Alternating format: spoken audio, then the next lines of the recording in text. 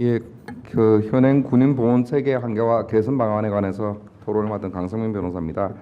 예, 아주 이 군인권 체계 뭐 아주 굉장히 방대한 분야인 것 같습니다. 왜냐하면 군대에 가게 되면 군인은 모든 자기 생활을 군에서 다 해결해야 되는 부분이기 때문에 모든 부분이 다 그 아주 세밀하고 잘 처우되지 못하면 굉장히 문제가 발생되는 지점이 많은 것 같습니다. 저는 그 중에서 보훈 체계에 대해서 일단 현행 지금 보훈 체계에 대해서 간단하게 말씀드리고 그 개선 방안에 대해서 좀 사견을 제시하고자 합니다.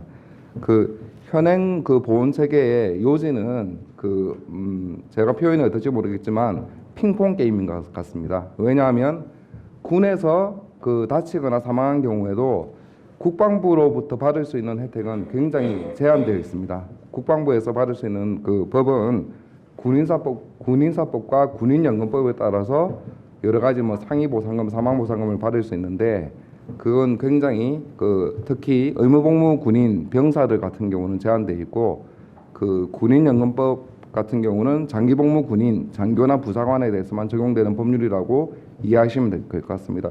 그럼 왜 이렇게 제한적으로 법률이 되어 있는지를 생각을 해보면 국방부는 군복무 이후에 전역 이후에 어떤 책임을 전부 면제받고자 하는 그런 제도라고 저는 이해를 하고 있습니다. 그래서 군에서 다치거나 뭐 여러 가지 사망하더라도 국방부에서 규정하고 있는 최소한의 어떤 보상금이나 그걸 받고 나면 그 다음 국방부에 요구할 수 있는 체계나 어떤 제도적인 구제는 전혀 없습니다.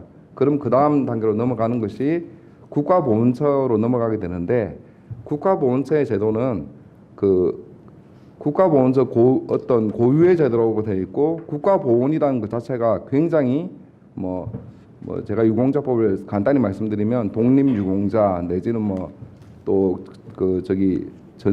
전쟁에 참여한 그런 유공자 아주 많은 부분이 섞여 있습니다. 그래서 그 안에서 어떤 군에서 상해를 입거나 사망한 경우에 보상을 받는 경우는 아주 제한적으로 볼 수 있고 국방부의 어떤 그런 국방부에서 공상이나 순직을 인정받더라도 법적으로 보훈처에서는 독자적인 심사를 거쳐서 다르게 할 수 있습니다. 이것도 굉장히 저는 큰 문제라고 생각이 듭니다. 그래서 간단하게 말씀드리면 그런 부분들이 있고 국가보훈처에서는 받을 수 있는 부분이 국가유공자와 보훈보상대상 제도가 나와 있습니다. 그런데 여기서 국가유공자와 보훈보상대상 제도가 나눠진 게 2011년 7월 1일부터 나눠졌는데 이 제도 또한 문제가 많이 있습니다. 이 제도 두 개를 나누는 기준은 국가유공자는 국가의 수호 안전보장 또는 국민의 생명 재산 보호와 직접적인 관련이 있는 직무를 한 군인, 직무를 하다가 사망하거나 상해를 입은 경우로 하고 있고 보상 대상자는 직접적인 관련이 없는 그런데 군에서 복무를 한다고 할 때 과연 이런 군인이 국가의 수호 안전보장, 국민의 생명 재산 보호와 직접적인 관련이 없는 업무가 있다고 할 수 있습니까?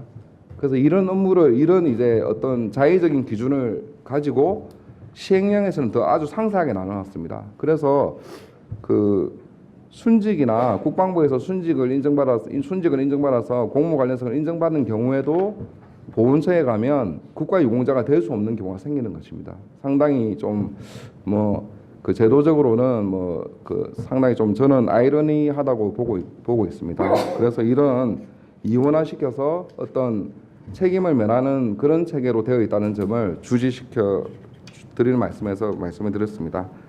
여기에 대해서 개선 방안에 대해서도 말씀을 드리면 이런 국방보상 체계에 대해서는 좀 일원화될 필요가 있습니다. 제 말씀은 간단하게 말씀드리면 일단 군에서 사망하거나 상해를 입은 경우에는 국방부 안에서 어떤 보상이나 필요한 치료를 받거나 유족들에 대한 그런 처우들이 모두 해결이 돼야 된다고 생각됩니다.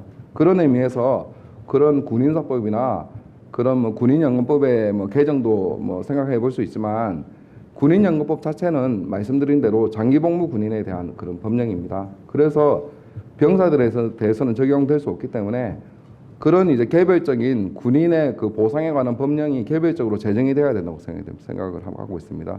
그래서 제정이 돼야지 적절하게 국방부 안에서 다 보상을 받는 것이고 그 다음에 뭐 다시 국가보훈처로 가서 유공자나 보훈보상 대상자가 되는 문제를 차후의 문제로 볼 수 있게 하려면 그게 제도가 분리되어야 되고, 만약에 그게 아니면 그 보훈 체계에서 그 국가 보훈처에서 받을 수 있는 뭐 그 유공자나 보훈보상 대상자가 될 수 있는 그런 요건을 완화시켜야 되는데, 지금은 그렇지가 못한 거죠. 지금은 국방부를 떠나면 안 되고 국가보훈처는 또 나름대로 엄격한 요건을 가지고 있고, 그래서 그런 차원에서 제가 좀 법적인 용어인데 입증 책임의 전환 내지 완화라는 말씀을 제가 드리고 있는데, 이 부분은 무슨 말씀이냐면은 이게 이제 제가 말씀드리는 보훈 체계의 일원화하고도 맞닿아 있는데, 현행 체계에서는 일단은 지금 국방부에서는 전역 후에 전혀 보상에 대한 제도가 마련되어 있지 않다고 했는데, 전역하고 나면 그럼 이제 보상을 받으려면 국가보훈처를 가게 되지 않습니까? 국가보훈처에 이제 유공자나 보훈보상 대상자가 신청을 하게 되는데, 그러면 전역한 군인이 자기의 상이나 유족의 사망의 원인이 그 군복무와 관련이 있다는 것을 본인이 입증을 해야 되는 겁니다. 입증이란 게 본인이 모든 증거를 다 가지고 내가 이렇게 군복무 중에 이런 이제 피해를 당했다, 이걸 입증을 하지 않으면 그 이제 보훈 체계 속에서 유공자로 보훈보상 대상자가 될 수 없는 겁니다. 예. 그런데 그런 자료라는 게 가지고 있습니까? 전역하면 본인은 특히 유족들은 전혀 자료가 없지 않습니까? 그런데 그런 자료들을 오히려 그 입증 책임을 지음으로써 그 유족이나 신청인 그 당사자 군인, 그 전역한 군인한테 지음으로써 그 입증할 방법이 없게 되는 거죠. 그래서 제대로 된 어떤 그 피해 구제 내지는 그런 보훈 체계에 들어갈 수도 없는 그런 문제점이 있습니다. 그래서 이건 이제 사실은 제가 뭐 독자적인 생각이 아니고 미국 제도가 그렇게 되어 있습니다. 미국 제도는 그 군인이 뭐 군복무 중에 사망하거나 상해를 입은 그런 경우는 우선적으로 그 보상을 해주게 되어 있습니다. 보상을 해주게 되어 있고, 다만 예외적으로 도저히 이것은 뭐 그 체계 속에 포함될 수 없다, 그런 예외적인 것을 이제 국가가 오히려 입증을 하는 거죠. 이건 아니다. 원칙은 되는 것이고, 그렇게 해서 지금 해주고 그 입증 책임을 아예 전환하고 있는 그런 법제가 있는데도 불구하고, 지금 현재는 아주 이제 뭐 입증 책임이 본인한테 모두 지워져 있기 때문에 굉장히 이 부분은 문제이고, 이 부분에 대한 제도적 개선도 꼭 필요하다고 생각이 듭니다. 예. 그 다음 이제 상당히 좀 그 기본적인 부분인데요. 국립묘지 안장에 대해서도 말씀을 좀 드리겠습니다. 사실상 이제 군복무 중 군인이 사망한 경우 그 시신의 안장 문제는 유족에게 아주 큰 문제입니다. 그래서 지금도 그 조사 결과에 대한 신뢰하지 못해서 시신이 냉동고나 뭐 임시보관소에 보관된 유족이 다수 존재하고 있는데, 현행 국립묘지 안장 제도는 아까 제가 처음에 말씀드린 군인서법에 따라 순직으로 처리된 경우에 안장이 될 수 있게 하는데, 순직이라는 요건이 뭐 아주 엄격한 요건입니다. 따라서 이런 부분들은 개선을 해서 원칙적으로 국립묘지나 국가가 운영하는 묘지에 안장될 수 있도록 하는 게 타당하다고 생각됩니다. 군복무 중 사망했다는 것 자체가 군에 대한 저는 그 희생이라고 동일시할 수 있다는 그렇다고 저는 생각을 하고 있습니다. 예. 다음으로 이제 지금 뭐 제가 여러 가지 뭐 제도 개선에 대해서 몇 가지를 말씀을 드렸는데,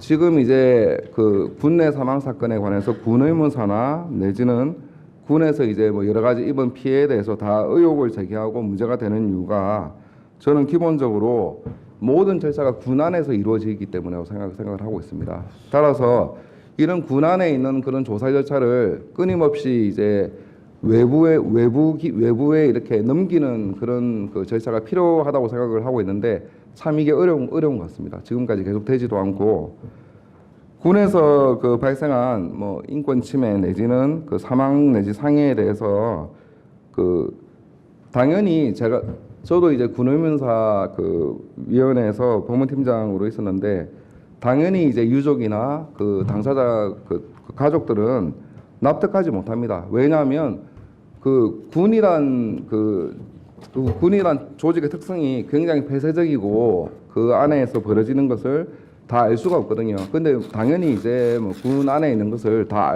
다 알아야 되는 건 아니겠죠. 군사 보안이나 여러 가지 필요성이 있지만, 하지만 사망이나 이런 굉장히 직접적인 그런 데 포함된 사실관계들은 유족들은 다 알아야 됩니다. 어느 정도는 군사 보안이나 이런 부분에 그 아주 그냥 민감한 부분이 아니면.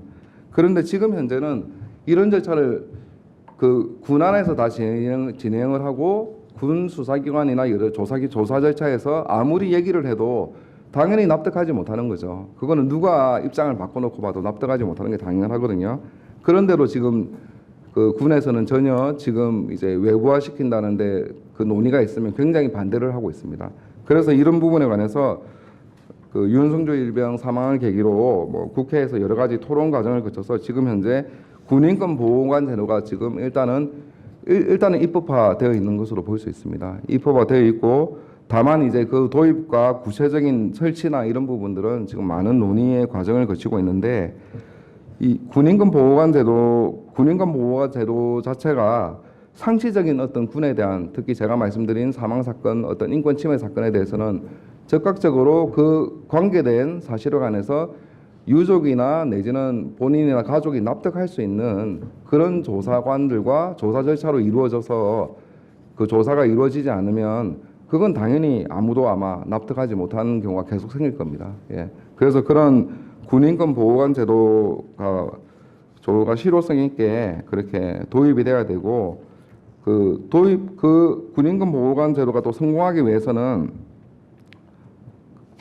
아주 이제 조직의 어떤 전문성이 필수적인 것 같습니다. 그래서 그 경험을 많이 가지고 있고 객관적인 조사를 진행할 수 있는 그런 조사 인력으로 그 옴부즈만 그 조사 기구가 이루어져야 된다고 생각이 됩니다. 그리고 마지막으로 좀 언급해 드리고 싶은 부분은 군의문서 진상규명위원회 재설치를 좀 말씀드리고자 합니다. 지금 저도 이제 군의문서에 근무를 했고, 그 이후에 상당히 많은 군의문서 사건을 군의문서위원회에서 조사를 했음에도 불구하고 현재도 역시 제가 말씀드린 대로 군 사망 사건에 대해서 납득할 수 없다, 그런 유족들이 계속 발생하고 지금 현재도 많이 있습니다. 이런 부분들은 단순히 지금 그 논의가 되고 있는 군사 옴부즈만 군인권 보호관 체계에서는 해결이 좀 부족한 면이 많다고 생각이 듭니다. 따라서 이런 제일 이제 사실은 군 사망 사건이 군에서 발생하는 제일 최고의 어떤 인권 침해 사고고, 굉장히 이제 뭐 제일 문제가 되고 있는 지점이라고 생각이 되기 때문에 이런 군 사망 사건을 투명하게 처리를 하고 유족들의 이해를 구하기 위해서는 뭐 한시적으로라도 군의문서 진상규명위원회를 재설치해서 그런 이제 사건들을 처리하고 유족들의 불씨를 일소하는 절차가 필요하다고 생각이 듭니다. 예, 토론 마치겠습니다. 예.